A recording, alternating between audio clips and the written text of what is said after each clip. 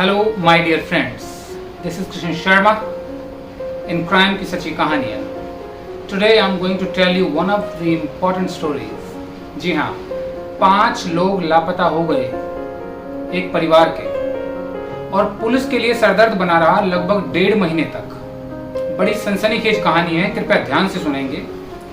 ये कहानी है मध्य प्रदेश की. जी हाँ, मध्य प्रदेश के देवांश एक इलाका है. वहां पर इसी साल 13 मई को अचानक से 5 लोग घर से लापता हो जाते हैं, जिनमें एक महिला थी ममता बाई, जिसकी उम्र थी लगभग 45 साल. उनकी बेटी थी रूपाली, जिसकी उम्र थी 21 साल. एक दिव्या नाम की बेटी थी जिसकी उम्र 14 साल थी. एक बेटी थी पूजा, उसकी उम्र 12 साल थी. और एक रिश्तेदार उनके घर में आया हुआ था, उसकी उम्र लगभग 13 साल थी. तो ये 5 लोग अचानक से घर से लापता हो जाते. घर के मुखिया का नाम मोहनलाल कास्ते था. 5 लोग जब लापता हो जाते हैं तो मोहनलाल कास्ते अपने सभी रिश्तेदारों से, परिवार से, आस पड़ोस से, दूर दूर तक सभी को कॉल करते हैं, लेकिन उनका कोई पता नहीं. खुद गांव में ऐसा कोई मेला नहीं, कोई उत्सव नहीं जिससे 5 लोग इकट्ठे ही चले जाएं. अच्छा, घर की नकदी और कैश वो घर में ही था, ऐसा भी नहीं था कि कहीं घूमने चले गए हों. तो 13 मई के बाद 14 मई को जब तक इनका कुछ पता नहीं लगता, तो मोहनलाल कास्ते सीधा पुलिस में जाते हैं और कंप्लेंट दर्ज कराते हैं कि मेरे घर के 5 लोग नाम सहित ये गायब है. अब पुलिस सबसे पहले जब इस केस को सुनती है तो हल्के में लेती है. मामूली तौर से जांच शुरू होती है, लेकिन कोई उनका सुराग नहीं मिलता. धीरे धीरे गांव में जब हंगामा होता है और लगातार सरपंच दबाव डालता है इस बारे में, और बाद में एक लोकल एमएलए की जब मदद ली जाती है तो पुलिस पर दबाव बनाया जाता है. और दबाव बनाने के बाद आखिरकार पुलिस ज्यादा हरकत में आती है और इन 5 की खोजबीन में लगती है. लेकिन कुछ दिनों तक पुलिस को कोई सुराग नहीं मिलता. आखिरकार पुलिस सभी के जो फोन थे उनको सर्वेलेंस पे लगाती है और पता लगाती है कि इन सभी के पास किस किस के पास फोन था और उसकी आखिरी कॉल कहां गई थी. उनको पता लगता है कि उनकी जो बेटी थी रूपाली, जिसकी उम्र 21 साल थी, उसके फोन से 13 तारीख को एक कॉल गई थी. जी हाँ दोस्तों, एक कॉल उसने करी थी और वो कॉल की थी गांव के ही एक लड़के जिसका नाम सुरेंद्र था. तो पुलिस तुरंत सुरेंद्र के पास पहुंचती है, सुरेंद्र से पूछताछ करती है. तो सुरेंद्र का ये कहना था कि हाँ, वो रूपाली का दोस्त था. रूपाली का दोस्त उसने बता दिया, तो पुलिस ने उसके फोन को सर्वेलेंस पे लगा दिया दोस्तों. और पुलिस को कुछ भी सुराग नहीं मिला, क्योंकि उसकी सारी लोकेशन 13 तारीख के बाद गांव में ही आ रही थी. आखिरकार पुलिस अब तक कुछ नहीं कर पा रही थी. लोगों का रोष ज्यादा था, दबाव ज्यादा था. तो धीरे धीरे बात छोटे नेताओं से लेकर बड़े नेताओं तक पहुंची, उज्जैन तक पहुंची, और बड़े अफसरों और आला अफसर जो होते हैं वहां तक पहुंची. उधर से ज्यादा दबाव इनके ऊपर डाला गया. किसके ऊपर? पुलिस के ऊपर. और पुलिस अब दबाव में थी कि किसी तरीके से उन 5 का पता जल्दी से जल्दी हमें लगाना होगा. और आखिरकार पुलिस को एक सूचना मिलती है एक मुखबिर के द्वारा, और वो मुखबिर कहता है कि जनाब, हो या ना हो, आप इस सुरेंद्र की जीरोइंग कीजिए, इस पर निगाह बनाए रखिए और आपको पता लग जाएगा. तो पुलिस भी ये काम करती है, बात सुनती है. अच्छा, सुरेंद्र से पहले ही बातचीत कर चुकी थी, तो ज्यादा उसके आमने सामने दबाव बना नहीं सकती थी, तो उस पर निगाह रखनी शुरू करती है. लेकिन दोस्तों, फिर भी पुलिस को कोई सुराग नहीं मिलता और इन बातों को लगभग 42-43 दिन हो जाते हैं. आखिरकार जब दबाव बहुत ज्यादा पुलिस पे बढ़ जाता है, तो वो निर्णय लेते हैं कि 3rd डिग्री का इस्तेमाल करेंगे, सुरेंद्र से और उसके साथियों से पूछताछ करेंगे. और दोस्तों, इस बार पुलिस सुरेंद्र को और उसके 6 और साथी थे, ये 7 लोग थे, इनको उठाती है और 3rd डिग्री का इस्तेमाल करती है.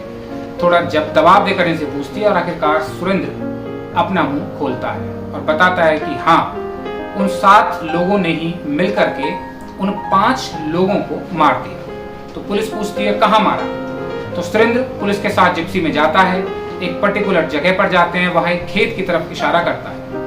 खेत की तरफ इशारा करता है तो वो वहां जाते हैं. वहां वो जमीन की तरफ इशारा करता है और कहता है कि इसके अंदर वो मरे हुए दबे हुए हैं. पुलिस पूछती है कितना गहरा है.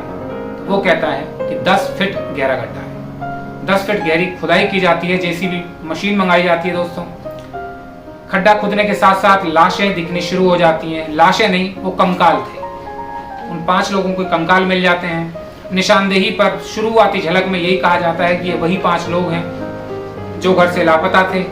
बाद में पुलिस पोस्टमार्टम करके फॉरेंसिक जांच के लिए उन कंकालों को भेज देती है और आखिरकार डीएनए के माध्यम से ये पता लग जाता है कि वो 5 लोग वही लापता लोग थे। तो 5 लाशों का पता तो लग जाता है पुलिस को। अब बात आती है सुरेंद्र से जब पूछा जाता है और वो पूरी कहानी बताता है कि आखिरकार उसने इन 5 लोगों को क्यों मारा। तो दोस्तों वो ये कहता है कि उनकी इन 5 लोगों से कोई जाति दुश्मनी नहीं थी। असल में हुआ क्या था, ये सुरेंद्र जो था ये रूपाली से प्यार करता था। दोनों का प्रेम प्रसंग कई दिनों से चल रहा था। अचानक से सुरेंद्र के घर वाले उसकी शादी किसी और लड़की से तय कर देते हैं। परिवार के दबाव में सुरेंद्र था, लेकिन उधर से रूपाली बहुत ज्यादा उस पर दबाव बनाए हुई थी। और एक दिन रूपाली अपनी बहन के साथ सुरेंद्र के सामने एक खेत में जाकर उस पर चिल्लाकर भी आती है। सुरेंद्र उस बात से आग बबूला हो जाता है और उसको इस चीज का पूरा अंदाजा लग जाता है कि जब तक रूपाली जिंदा है, जब तक मेरी शादी मेरे पिताजी की मर्जी से जिस लड़की से तय हुई है वो हो नहीं सकती। आखिरकार वो बैठ करके अपने दोस्तों के साथ योजना बनाता है और कहता है कि इस चीज का निपटारा कैसे किया जाए। और वो लोग ये प्लान बनाते हैं कि इनके घर वालों को, उसकी बहनों को, इन सबको, क्योंकि फादर उस दिन घर पे नहीं थे दोस्तों, वरना उनकी भी मौत तय थी, इन सबको किसी बहाने से अपने किसी खेत पे बुलाते हैं। बातचीत करने के माध्यम से इनकी माँ से बात करेंगे और वहीं इनको हम मार देंगे। आखिरकार योजना अनुसार इन 5 लोगों को खेत पर बुलाया जाता है। सबसे पहले इन 7 लोगों ने बताया कि इन्होंने उनके गले घोटे और उनको मार दिया। उसके बाद वो मरे हैं या बेहोश हैं इस चीज की उन्हें चिंता रही, तो उन्होंने पत्थर वहां रखे थे, पत्थरों से सबके सरों पर प्रहार किया और पूरी तरह से उनको यकीन हो गया कि अब ये मर चुके हैं। उसी खेत में ट्रांसफार्मर के लिए एक गहरा खड्डा खुदा हुआ था, तो उन्होंने उस गहरे खड्डे में ही उन 5 लाशों को दबाया, डाला, मेरा मतलब उसके ऊपर यूरिया और नमक डाला ताकि जल्दी से जल्दी लाश डिकम्पोज हो जाए, बिल्कुल खत्म हो जाए। उसके ऊपर मिट्टी डाल दी। लेकिन आखिरकार एक कॉल ने और मुखबिर के माध्यम से इन 5 लोगों का अभी पता लग गया। अभी रिसेंट का ही केस है, 1-2 महीने इस केस को हुए हैं, इन पर केस चल रहा है। अभी हाल ही में तो ये अभी जेल में ही है, देखते हैं केस में आगे क्या होता है। तो आखिरकार इस तरह से 5 लापता लोगों का एमपी में पुलिस को 1.5 महीने बाद, परेशानी के बाद पता लग जाता है कि किस तरह सुरेंद्र और उसके साथियों ने उनकी हत्या की थी। तो दोस्तों ये थी कहानी एमपी के एक लोकल इलाके की।